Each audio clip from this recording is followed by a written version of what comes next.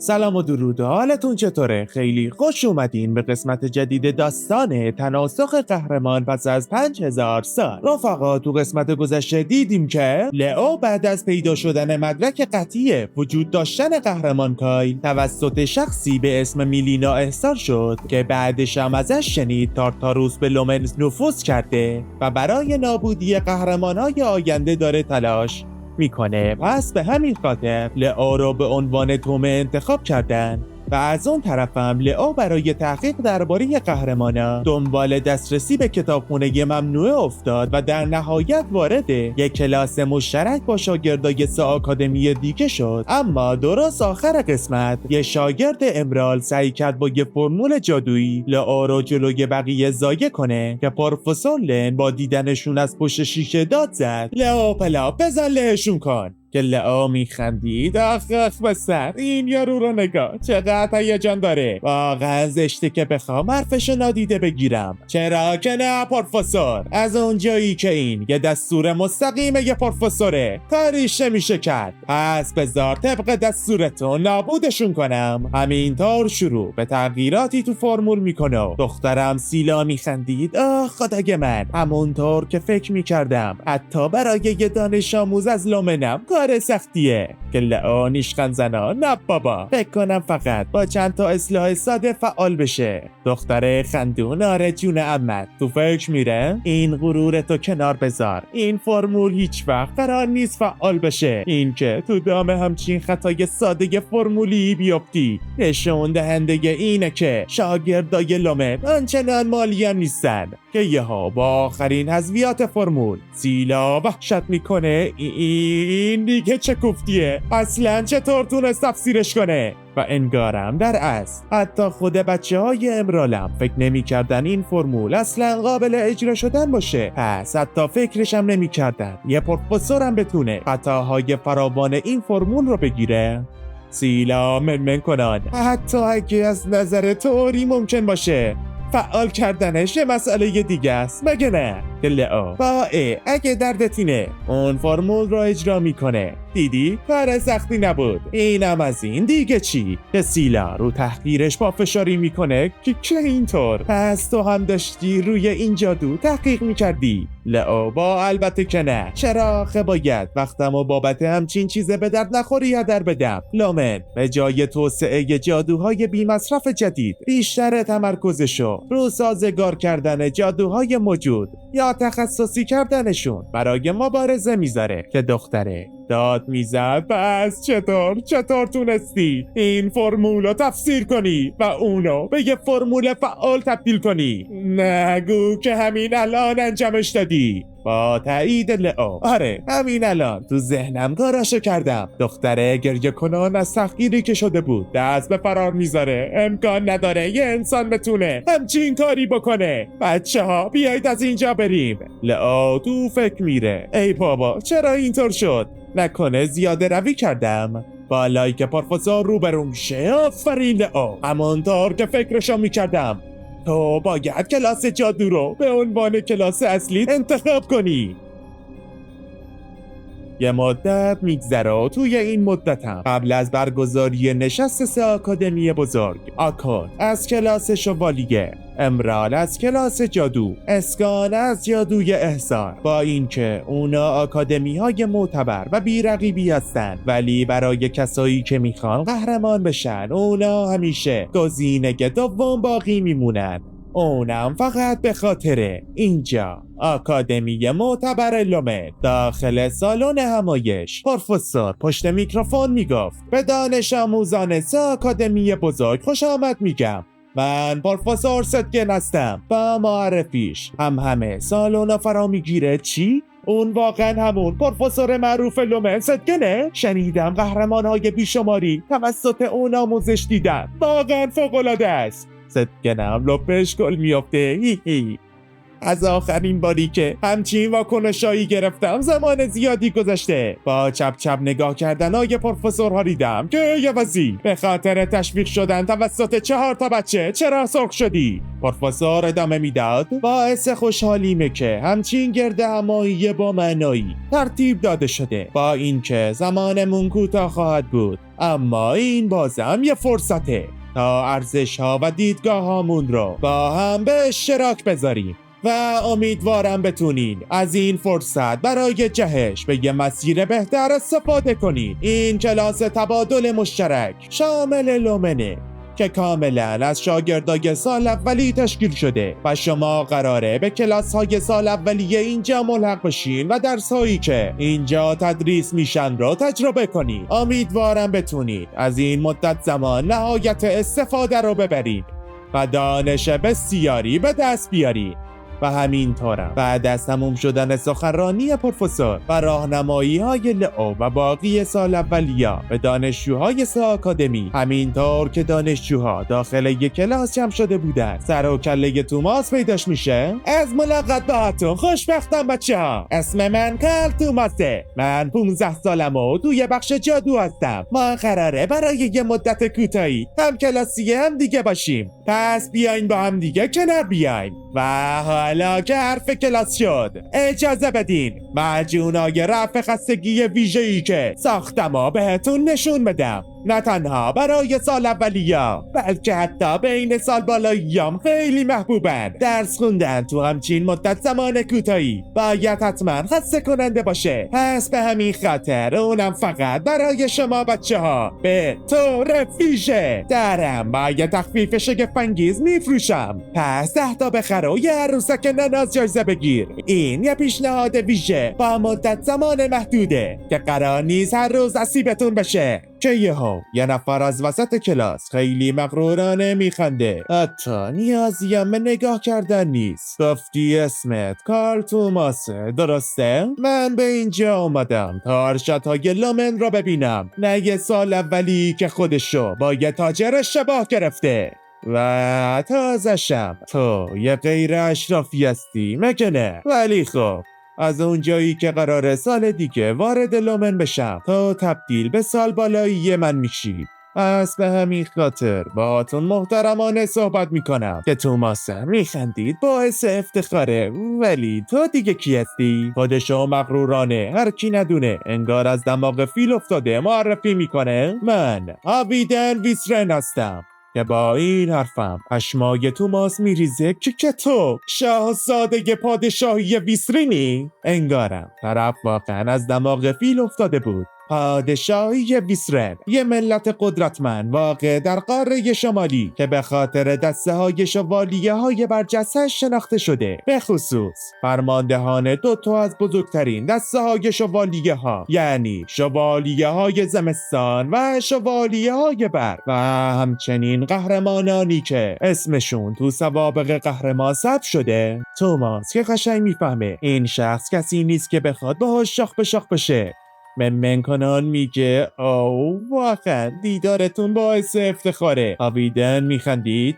با اون سطح از مانا واقعا غافلگیر شدم که چطور تونستی تا الان توی لومن بمونی. اگه اشتباه نکنم زمانی که من وارد لومن بشم شماها احتمالاً اینجا نیستین. که یهو چلسی خونش به جوش میاد. هی تو قد خودتو بدون و حواست به رفتارت باشه. همین الان زود باش از دوستم عذرخواهی کن. آویدن از جاش بلند میشه. واو، چلسی لولین نواده مستقیم خاندان لولین داره. با یه رعیتی مثل اون دوستی میکنه. دوست شدن با یه رعیت به طرز وحشتناکی مسخره است که همون لحظه این بار لئو پا پیش میذاره. گفتی مسخره؟ اگه انقدر از این موضوع ناراضی هستی پس چرا مهارت هامونو امتحان نکنیم؟ به نظر میاد تا داری مهارت های توماس ما رو دست کم میگیری. پس اگه انقدر به خودت مطمئنی میتونی خودت با چشمات قدرت واقعی لومن را ببینی. و آویدنم انگار اصلا براش اهمیتی نداشت قبول میکنه، اما تأکید میکرد من با یه سال بالایی رعیت دوئل نمیکنم، در عوضش با ارشد چلسی لولین دوئل میکنم. چلسی حسابی بهش برمیخوره و تا میاد بگه چی داری واسه خودت میبری یا میدوزی؟ منو نخندون، تو حتی جایگاه خودت رو هم نمیدونی. با تایید لئو آره چرا که نه، گوشای چلسی تیز میشه ها؟ چی؟ آره اتفاقا منم میخواستم همینو بگم. آویدن با اشاره به دوستش که پس دوستم به حساب اون رعیت میرسه. لئو تایید میکنه باش هر طور که مایلی. توماس داد میزد. بارا جلو چلسی نشون بده قدرت واقعی لومن چقدره. فقط به پا نبازی که اخراج میشی. چلسی هم شاکی که عوضی چی داری بلغور میکنی؟ تو کسی هستی که باید نشون بده، نه من. یه مدت میگذره و انگار مبارزه اول با توماس بود. توماس فول از انرژی. اکشن، امروز قراره یه خودی نشون بدم. با ورود حریف همه محیطو در بر میگیره که وایسید ببینم کارل توماس قراره با آکادمی آکاد مبارزه کنه. برا خدا حریفشو نگاه کنید، لامصب چه بدنی ساخته. توماس هم لرزون خیره به طرف. یا خدا چرا انقدر دراز و پهنه؟ طرف خودشو معرفی میکنه. من لیکوید بریک هستم. از دیدنتون خوشبختم. لطفاً هوامو داشته باشید. در یه سمت دیگه داخل راهروهای آکادمی لومن یکی از اعضای آکادمی به یه شخص مرموز میگفت فکر نمی کنم این ایده خوبی باشه، به خاطر اینکه اخیراً اون توجه زیادی رو به خودش جلب کرده. که شخص مرموزم سری میره سر اصل مطلب. میدونم. پس بگو ببینم، هدف مکان دقیقش را پیدا کردی؟ آره، به نظر میاد این مأموریت آزاردهنده قراره به زودی تموم بشه. کتابخانه بزرگ لومن در عمیق‌ترین بخش خزانه آرتیفکت ها. اونجا میتونی اون چیزی که دنبالش هستی رو پیدا کنی. حالا راضی شدی؟ که طرفم تایید میکنه. آره، باشد که تقدیس شعله های سیاه بزرگ راحت را روشن کند. اون شخصم دقیقاً همین حرفو با خنده های شیطانیش تکرار میکنه.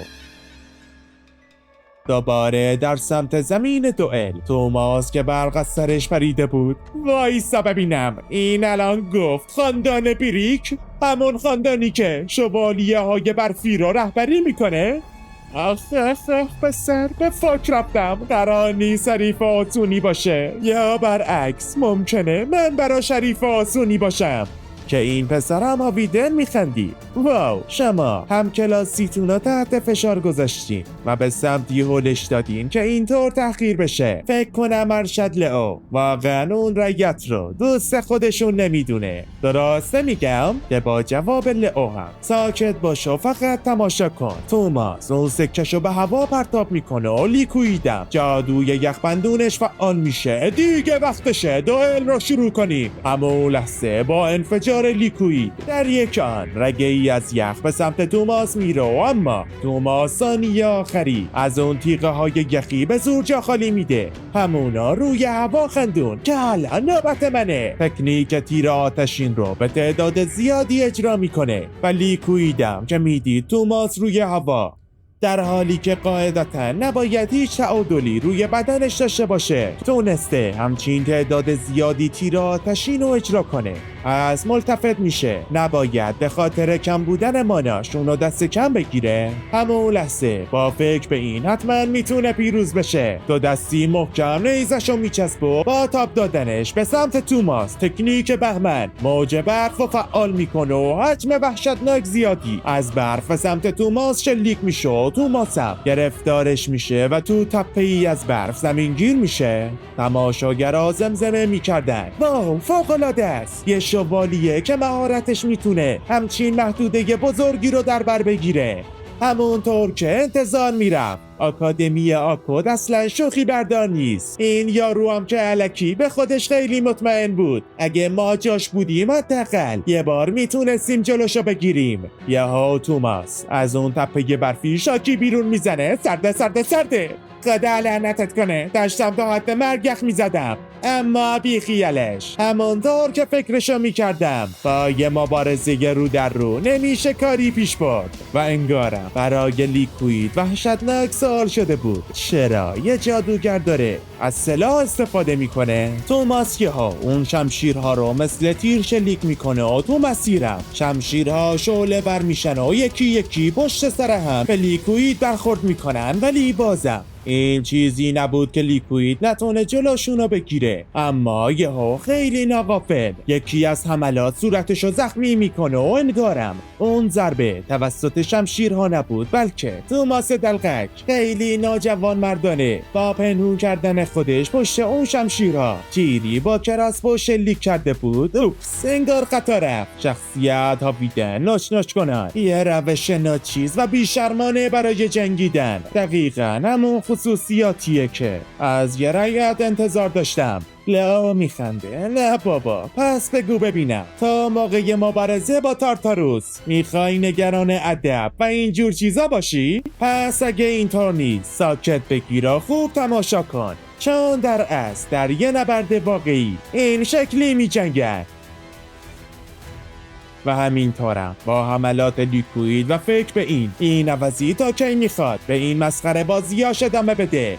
ناگهان یهو یکی از اون معجون‌های توماس به سمتش پرتاب میشه و لیکویدم دفاعش میکنه، هرچند با شکستن شیشه کل محتویات داخلش روی لباسش میریزه و توماس میگفت اونی که الان رود پاچیدم یه روغن خاصه که خودم درست کردم، به شدت واکنش پذیره و وقتی با مانا واکنش نشون بده همینطور به سوختن ادامه میده. و تو همین الانشم میدونی که این یعنی چی مگه نه؟ که همون لحظم با بشکن توماس اون بشکن مثل جرقه‌ای عمل میکنه و شعله ها شعله ور میشن و یه انفجار عظیم به وجود میاد. وقتی هم گرد و خاک ها کنار میرن و لیکوید پخش زمین شده پدیدار میشه، تماشاچی ها که لامصب تا دیگه خیلی عقده بازی، اما دمت گرم خیلی باحال بود. توماس تاکید میکرد بابا حق کجا بود؟ به این میگن نبوغ نبرد. چلسی یهو سر هاویدن داد میزنه اینو دیدیش مگه نه؟ این تازه قدرت ضعیفترین شاگرد لومن بوده. توماس هم میخندید. نامرد حالا نمیشد اون بخش ضعیفترین رو نمیگفتی؟ برای هاویدن حسابی سوال میشه آخه این یعنی چی؟ یعنی توی لومن اتکا کردن به ابزارالات به عنوان مهارت تقلی میشه؟ چلسی میخندید. البته که همینطوره. اینجا فقط کسی که زنده بمونه قوی تره، ولی دیگه نوبت ما شده مگه نه؟ بیا که میخوام بهت یه درس درست و حسابی بدم، پس خوب چشماتو باز کن تا حداقل 2 چیزم یاد بگیری. و همونو که بعد از تعمیر شدن میدون دوئل به اونجا میرن. این که میتونم با چلسی لولید، کسی که به خاطر شکست دادن گیگانتس مبارزه کنم، باید اینو یه جورایی افتخار بدونم که چلسی تایید میکنه. البته که افتخاره، میتونی وقتی رفتی خونه با افتخار در موردش به پدر و مادرت بگی. هاویدن اجازه تموم شدن حرفو نمیده، دیگه کافیه، نشونم بده چی توی چنته داری چلسی لولید. که همینطورم بین شوکه شدن و یه چلسی که این قدرت روح شوالیه باده. همون لحظه هاویدن بدون جوابی به سمتش هجوم میبره، نیزشم که دیگه چیزی نمونده بود تو چشماش فرو بره. چلسی ثانیه آخری با یه دیوار دفاعی حمله‌شو دفع میکنه و هاویدنم با فکر به این ضربش بهش خورده میخنده. خوبه همونطور که انتظار میرفت بدک نبود، هرچند برای یه جادوگر به هیچ وجه راحت نیست بتونه با سرعت باد هماهنگ بشه. چلسی ناگهان خندون از نقطه کورش پدیدار میشه. هی بچه سال، اینطور نباید از باد استفاده کنی. محکم سلاحشو به سمتش تاپ میده و هاویدنم 2000 میافته. تو یه جادوگر ساده نیستی بلکه جادوگر مبارزی. واقعا چقدر گستاخانه یه جادوگر که داره تظاهر به شوالیه بودن میکنه. چلسی اما لحظه شروع به اجرای یه طلسم باد میکنه. گفتی تظاهر به شوالیه بودن؟ من هرگز همچین کاری نکردم. هاویدن خندش میگیره. اگه از این فاصله که جادو اجرا کنی خودت هم توش گیر میافتی. ناگهان چلسی نوک عصاشو روی سینه هاویدن میذاره و با تکنیک باد شکنش انفجار به وجود میاد. به نظر میرسید هاویدن زمین گیر شده و حتی اون شوالیه روح بادشم خنثی شده بود. بهت که گفتم نگفتم اینطور نباید باد رو کنترل کنی. اما اون لحظه با کوبوندن عصاش به زمین گردبادی به ارتفاع یه ساختمون 5 طبقه رو درست جلو لنگای باز شده هاویدن به وجود میاره و هاویدنم توش کشیده میشه و درب و داغون به آسمون پرتاب میشه. چلسی داد میزد یادت باشه بچه جون، دنیا جای وحشتناک بزرگیه و تو هم فقط یه قورباغه ته چاه هستی. و تمام. مثل همیشه لایک و کامنت یادتون نره و اون کامنت رو تاکید میکنم بذارید. دمتون گرم. خدافظ. تا یه قسمت دیگه و یه ویدیوی دیگه، فعلا بدرود خوشگلام.